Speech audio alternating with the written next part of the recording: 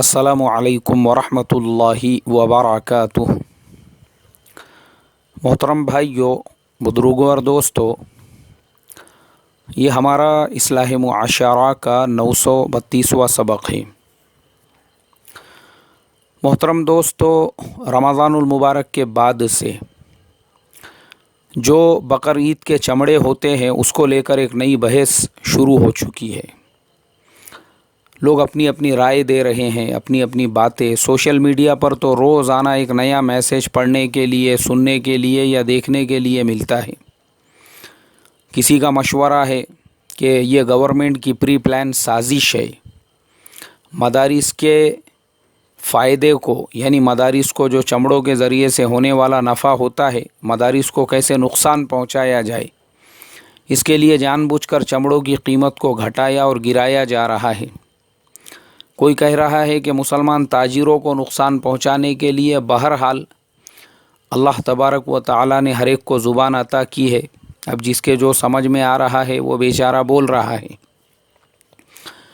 لیکن میں جس نشکرش پر، جس نتیجے پر پہنچا ہوں وہ یہ، مسلمانوں کی جو بربادی ہے اس کی سب سے بڑی وجہ اور سب سے بڑا ریزن یہ بدگمانیاں ہیں اور بغیر تحقیق کی باتیں ہیں۔ تجربے کی بات میں آپ کو بتا رہا ہوں۔ آپ جا کر دیکھو، کسی میاں بیوی میں اگر لڑائی جھگڑا ہو رہا ہے یا طلاق تک نوبت پہنچ رہی ہے یا گھر اجڑ رہا ہے، تو آپ تحقیق کریں گے تو یہی آپ کو پتہ چلے گا کہ کچھ بدگمانیاں لڑکے والے کو ہے، کچھ بدگمانیاں لڑکی والوں کو ہے۔ بس وہ بدگمانیوں کو لے کر، چونکہ آمنے سامنے بیٹھ کر جب ان باتوں کا خلاصہ نہیں ہوتا ہے، اس کے بعد میں پھر اس طریقے سے بربادیاں ہوتی ہے۔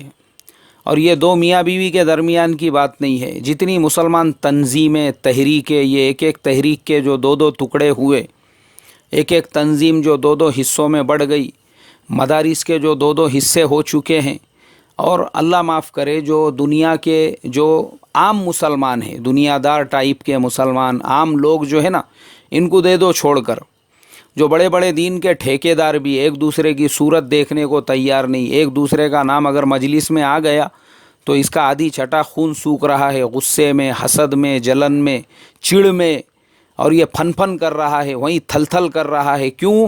نفرت ہے ایک دوسرے سے۔ بھلے یہ ایک الگ تحریک کو لے کر چل رہا ہو، وہ الگ تنظیم کو لے کر چل رہا ہو، یہ الگ نظریے کو، ریزن کیا ہے؟ ریزن صرف اور صرف یہ ہے، آپس کی بدگمانیاں۔ کیوں؟ کیونکہ دونوں کے اندر بھی وہ مزاج نہیں رہا تحقیق کرنے کا، باتوں کا خلاصہ کر کے لینے کا۔ یہ مسلمانوں کا بہت بڑا مسئلہ ہے میرے محترم دوستو، بغیر تحقیق کے جو منہ میں آیا بگ دینے کا، بول دینے کا، لکھ دینے کا، بس۔ اور یہی مسئلہ جو ہے یہ چمڑے کے مسئلے میں بھی ہوا، جس کو جو سمجھ میں آیا وہ وہی بول رہا ہے، اور تحقیق کا ایک کو بھی ہوش نہیں ہے۔ ہم اس کے بارے میں تھوڑا سا تحقیق کریں، معلوم کریں۔ ارے بھائی، جو اس لائن کا ایکسپرٹ ہوگا کم سے کم پوچھو تو صحیح اس کو ایک مرتبہ۔ اب اس لائن کے جو بہت سارے ایکسپرٹ ہیں، میں نے پرسنلی بات کی ان سے، ہول سیل جو بیوپاری ہے ان لوگوں سے میں نے بات چیت کی۔ بھائی اس کا ریزن کیا ہے؟ یہ لیدر کا جو مارکیٹ ہے یہ ڈاؤن کیوں ہو رہا ہے؟ اس کی وجہ کیا ہے؟ اب جو چیزیں میرے سامنے آئی ابھی میں آپ کو بتاتا ہوں۔ فزیکل، یعنی فون پر میں نے جن سے بات کی یا ملاقات کر کے جن سے بات کی، ان کا کہنا یہ تھا، بولے دیکھو مولانا، سب سے بڑا اس کا ریزن ہے نوٹ بندی۔ نوٹ بندی کے بعد سے صرف چمڑے کا کاروبار نہیں، ہر کاروبار جو ہے وہ بری طرح سے متاثر ہوا ہے۔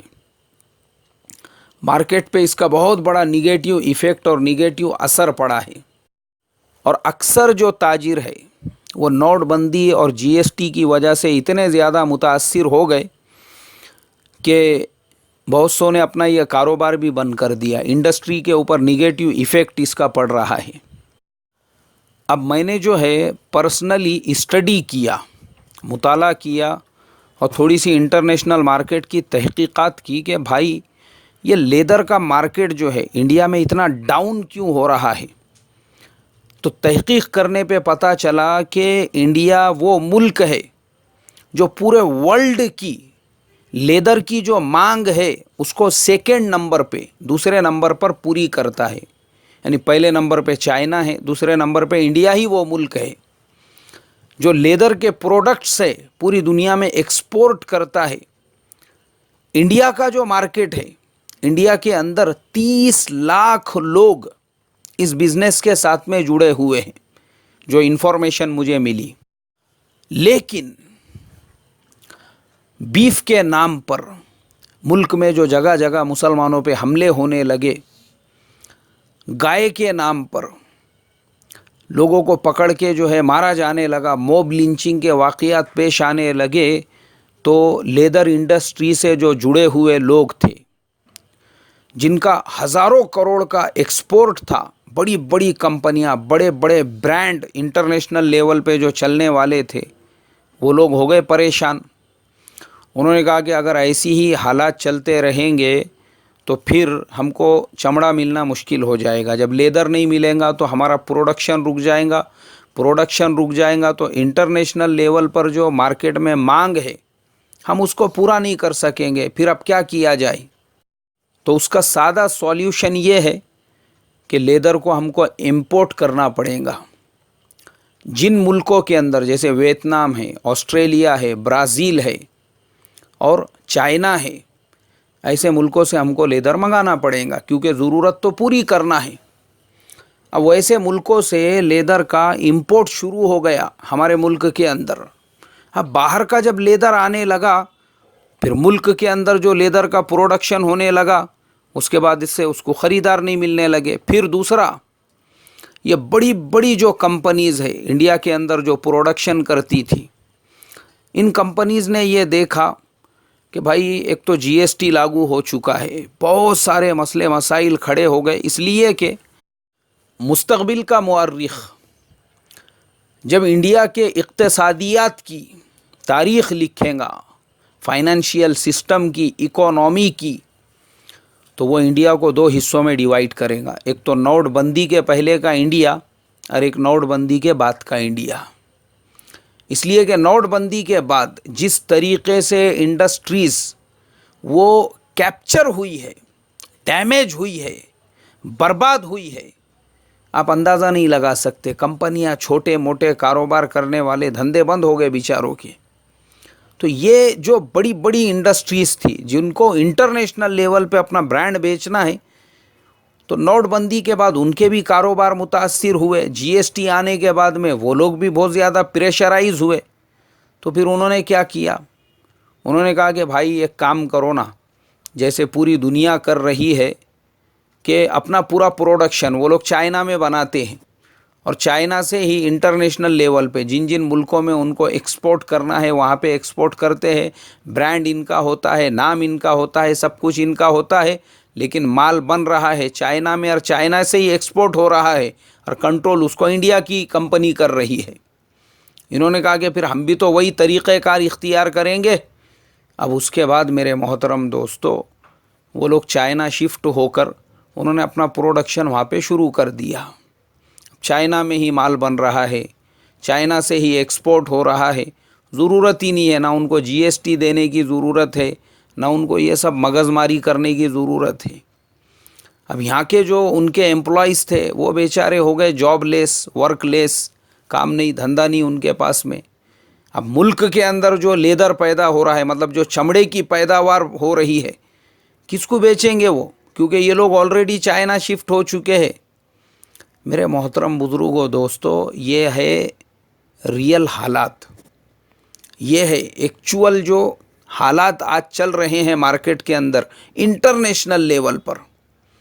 और चमड़े के जो प्रोडक्ट है वो बहुत ज़्यादा महंगे होते हैं। चमड़े का पर्स महंगा होता है, चमड़े का वॉलेट महंगा होता है, चमड़े का बेल्ट महंगा होता है, चमड़े का जो लेदर का शूज़ है, लेदर का जो बूट है, ये बहुत ज़्यादा एक्सपेंसिव होते हैं।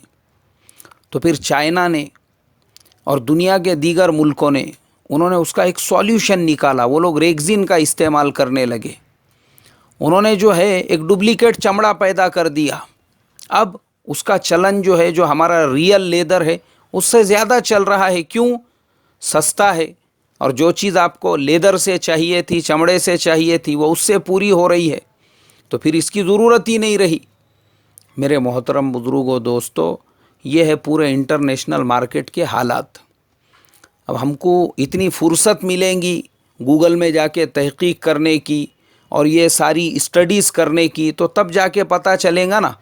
اب ہمارا تو حال یہ ہے، کیونکہ بدگمانیوں میں ہم گلابی جامن کی طرح سے ڈبکیاں مار رہے ہیں، بدگمانیاں، اور وہی بدگمانیاں جو میں نے کہا نا کہ کوئی تحقیق کا جذبہ نہیں ہے، بس سن لیے، بس وہ کان میں پڑھنے کی ضرورت ہے، پھر اس کے بعد میں بغیر تحقیق کے اس کو اور 450 تک پہنچائیں گے، اس پہ ایک مضمون بھی لکھ دیا جائے گا، تقریر بھی ہو جائیں گی اس کے اوپر، مگر تحقیق نہیں کریں گے، تھوڑا سا اپنا آدھا پون گھنٹہ فارغ کر کے بھائی ریئلٹی کیا ہے، حقیقت کیا ہے۔ اس لیے میرے محترم بزرگوں دوستو، میں بڑے ادب سے درخواست کروں گا، چونکہ میں نے بڑے غور و فکر کے ساتھ میں تحقیق کی ہے کہ مسلمان ٹوٹے کیوں، برباد کیوں ہوئے، مدارس کے 2 3 ٹکڑے کیوں ہو رہے ہیں، تنظیمیں جو ہے یہ چندیوں کی طرح سے ان کے اتنے زیادہ ٹکڑے کیوں ہو رہے ہیں، تحریکوں میں دراڑیں کیوں پڑ رہی ہے، وہ یہی بغیر تحقیق اور اس طرح کی بدگمانیوں اور غلط فہمیوں کی وجہ سے۔ تحقیق کا مادہ ہوتا تھا، بات کا خلاصہ کرنے کا جذبہ ہوتا تھا، آمنے سامنے بیٹھ کے باتوں کا خلاصہ کیا جائے، یہ اتنی زیادہ گندگی نہیں پھیلتی تھی۔ اللہ حفاظت فرمائے۔ خیر، اب واپس سے میں اپنے مین ٹاپک پہ آتا ہوں۔ تو اب ایسے حالات کے اندر جو بیچارے آج بھی چمڑے کے کاروبار سے جڑے ہوئے مسلمان ہیں، یہ پورا کاروبار آج بھی مسلمانوں کے ہاتھ میں ہی ہے، بھلے چمڑے کے ریٹ گر چکے ہیں، تو میں اہل مدارس سے یہی درخواست کروں گا، جس طریقے سے سالوں سے ہمارے اکابر کے زمانے سے یہ سلسلہ چلتا آ رہا ہے چمڑوں کو جمع کرنے کا، وہی سلسلے کو ہم جاری رکھیں۔ کم سے کم ہمارے جو بھائی اس کاروبار میں لگے ہوئے ہیں ان کو فائدہ پہنچے گا، اور یہ جو بکواس کرنے والے ہیں نا، چمڑے کو دفن کر دو، اس کو بیچو مت، تو پھر ان کو پتہ چلے گا۔ کس کو پتہ چلا رہے تم؟ نہیں، کس کو نقصان، کس کو پہنچانا چاہ رہے؟ ارے بھائی، آپ کو معلوم ہے یہ گلوبلائزیشن کا زمانہ ہے۔ آج کے زمانے میں دنیا جو ہے نا، دنیا یہ بہت چھوٹی ہو چکی ہے۔ آپ کے پاس میں چمڑا نہیں ملے گا، کوئی پرابلم نہیں ہے، چائنا آپ کے بازو میں بیٹھا ہوا ہے، اوریجنل چمڑا نہیں، ڈپلیکیٹ چمڑا بنا کے بھی دینے کے لیے تیار ہے۔